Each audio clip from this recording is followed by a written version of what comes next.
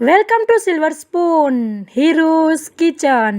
આજે આપણે અળવીના પાનના પકોડા એટલે કે અળવીના પાનના ગોટા બનાવીશું। તમે અળવીના પાનના ભજીયા પણ કહી શકો છો। મિત્રો, આ અળવીના પાનના ભજીયા એટલા ટેસ્ટી બને છે કે તમે અળવીના પાનના પાત્રા જરૂરથી ભૂલી જશો, તેની ગેરંટી। અને એકદમ પોચા એવા સરસ બને છે, તમે જોઈ શકો છો જાડી પડી છે। તો મિત્રો, જરૂરથી એક વખત આ અળવીના પાનના પકોડા ટ્રાય કરજો। બહુ જ સરસ અળવીના પાન માર્કેટમાં મળે છે, સાથે ઘરના આંગણામાં પણ ઉગે છે। તો મિત્રો, તમે અળવીના પાનની આ રેસીપી જરૂરથી ટ્રાય કરજો। યુટ્યુબમાં પહેલી વાર છે, આખી રેસીપી જોઈને બનાવવાનું ભૂલતા નહીં। તમને હું નજીકથી બતાવું। બહુ જ સરસ ઉપરથી ક્રિસ્પી, અંદરથી પોચા એવા આપણા અળવીના પકોડા બને છે। તો ચાલો મિત્રો, ફટાફટ મોડું કર્યા વગર જોઈ લઈએ આખી અળવીના પાનના પકોડાની રેસીપી। પણ મિત્રો, રેસીપી શરૂ કરતાં પહેલાં તમે મારી ચેનલ ઉપર નવા હોય અથવા તો હજી સુધી મારી ચેનલ સબસ્ક્રાઈબ ન કરી હોય તો જરૂરથી સબસ્ક્રાઈબ કરજો અને બાજુમાં આપેલા બેલ આઇકન ઉપર ક્લિક કરજો। બેલ આઇકન ઉપર ક્લિક કર્યા પછી ઓલ ઉપર ક્લિક કરવું જરૂરી છે। ઓલ ઉપર ક્લિક કરશો તો જ તમને હું આવી જ્યારે નવી રેસીપી અપલોડ કરીશ ત્યારે જ તમને નોટિફિકેશન મળશે। અને હા, સબસ્ક્રાઈબ કરવું તે બિલકુલ ફ્રી છે। તો ચાલો જોઈ લઈએ મસ્ત ટેસ્ટી અને જાળીદાર એવા અળવીના પાનના ગોટા। સૌપ્રથમ આપણે આવી રીતે અળવીના પાન લઈશું। મિત્રો, અહીં મારા પાન નાની સાઈઝના છે, તમે ગમે એવા મોટા નાના લઈ શકો છો। હવે આપણે આવી રીતે પાન લઈશું અને તેને આમ બેવડું વારી લેવાનું છે અને પછી આવી તેની નસ હોય તેને કાઢી લઈશું। પાંદડા અહીં નાના મારા છે એટલે કૂણા જ છે, તેને આવી રીતે બેવડું વારી એકદમ ઝીણા ઝીણા કટ કરી લેશું। પાછું આમ કરીને એકાદ વખત કરવું હોય તો કરી શકાય। પાંદડાને મેં પહેલેથી જ સરસ ધોઈ લીધેલા હતા। જો તમારા પાંદડા મોટા હશે તો અહીંયા સાઈડમાં પણ નસું હશે તો તેને પણ કાઢી લેવી। તો મિત્રો, આપણે 10 નાના પાનને કટ કરી લીધેલા છે। તમારે જેટલા ભજીયા બનાવવા હોય એટલા તમે પાન લઈ શકો છો। અને આવી રીતે કપમાં મેઝર કરીએ તો 1 કપ આપણા અળવીના પાનના ટુકડા થાય છે, તમે જોઈ શકો છો। 1 કપ રાઈટો રાઈટ થયું છે દબાવ્યા વગર। તો આપણે આવી રીતે 1 કપ સમારેલી અળવીના પાન લઈશું। તેમાં આવી રીતે 1 ડાળખી અથવા 2 ડાળખી જેટલા લીમડાના પાન લેવાના છે, તેને પણ આપણે ચોપ કરી લેશું।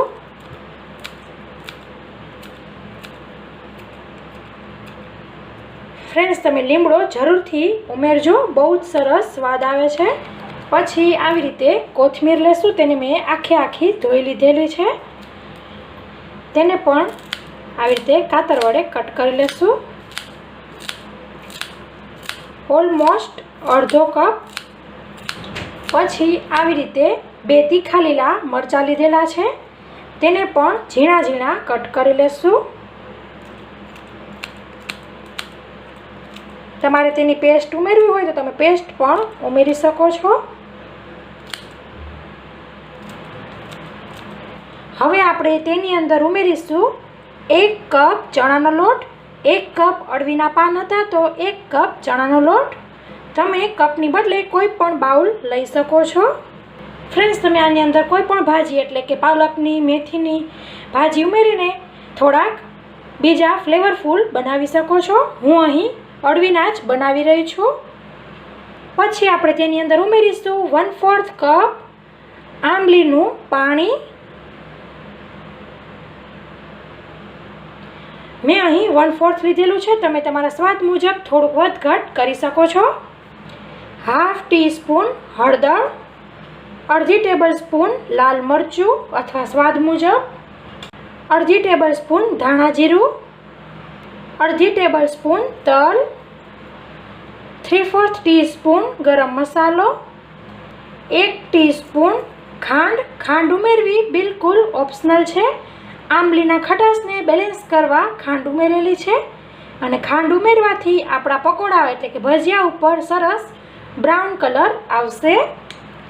અડધી ટીસ્પૂન શેકેલું જીરું, તેલ ઉમેરીશું 2 ટેબલ સ્પૂન. અને હવે આપણે બધું મિક્સ કરી લેવું. ફ્રેન્ડ્સ, તમે કોઈ પણ મસાલામાં સહેજ વધઘટ કરી શકો છો. આપણું મેઇન ઇન્ગ્રેડિયન્ટ મીઠું મિક્સ કરી લેશું. પહેલાં આપણે આવી રીતે આંબલીના પલ્પમાં બધું મિક્સ કરી લેવાનું છે. તમે જોઈ શકો છો ઓલમોસ્ટ બધું મિક્સ થઈ ગયું છે. હવે આપણે તેમાંથી બેટર બનાવવાનું છે. તો જે આપણે આંબલી લીધી હતી તે જ કપથી પાણી ઉમેરીશું. પહેલાં 1/4 ઉમેરીશું અને બધું મિક્સ કરી લેવું. તમે જોઈ શકો છો આપણા જે ગોટાનું બેટર હોય તેવું જ સરસ થઈ ગયું છે. બીજી બાજુ મેં તેલ ગરમ કરવા પણ રાખી દીધેલું છે. તો ફ્રેન્ડ્સ, આપણું બીજી બાજુ તેલ સરસ ગરમ થઈ ગયું છે. જ્યારે આપણું તેલ ગરમ થઈ જાય ત્યારે તેની અંદર સોડા ઉમેરવાના છે. મારું અહીં બેટર ઓછું છે એટલે 1/4માં પણ થોડુંક ઓછા એવા ખાવાના સોડા લઈ રહી છું, બેકિંગ સોડા. અને તેની ઉપર થોડાક ટીપા લીંબુનો રસ ઉમેરીશું સોડા એક્ટિવેટ કરવા માટે. અને સરસ બધું મિક્સ કરી લેવાનું છે.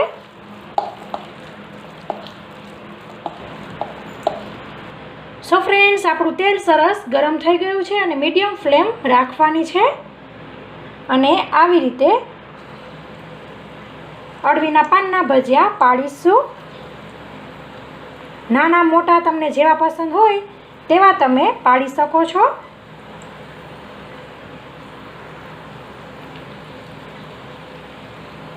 આપણે ખીરામાં મેં પહેલાં કીધું તેમ ખાંડ ઉમેરેલી છે એટલે સરસ એકદમ કથ્થાઈ રંગના આપણા ગોટા અળવીના થશે.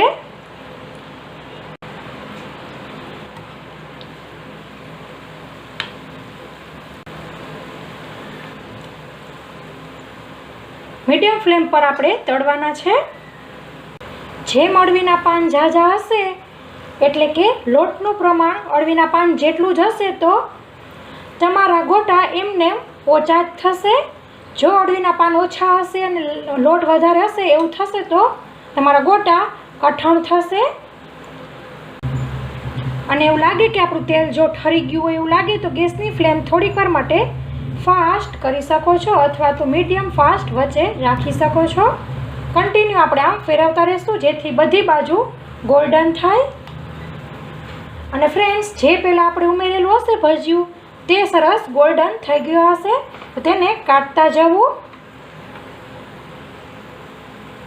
તો ફ્રેન્ડ્સ, તૈયાર છે મસ્ત ગરમા ગરમ યુટ્યુબમાં પહેલી વાર એવા અળવીના પાનના ભજીયા અથવા તો અળવીના પાનના ગોટા. ફ્રેન્ડ્સ, તમે ઘરે એક વખત જરૂરથી ટ્રાય કરજો. પાતરાને પણ ભૂલી જશો તેની ગેરંટી. સો ફ્રેન્ડ્સ, તમને મારી આ રેસીપી કેવી લાગી તે મને જરૂરથી કોમેન્ટ કરીને જણાવજો. અને પસંદ આવી હોય તો લાઈક કરવાનું ભૂલશો નહીં. તો ફ્રેન્ડ્સ, રેસીપીમાં આટલું જ. હવે નવી રેસીપી સાથે મળીશું. ત્યાં સુધી આવજો. Thank you.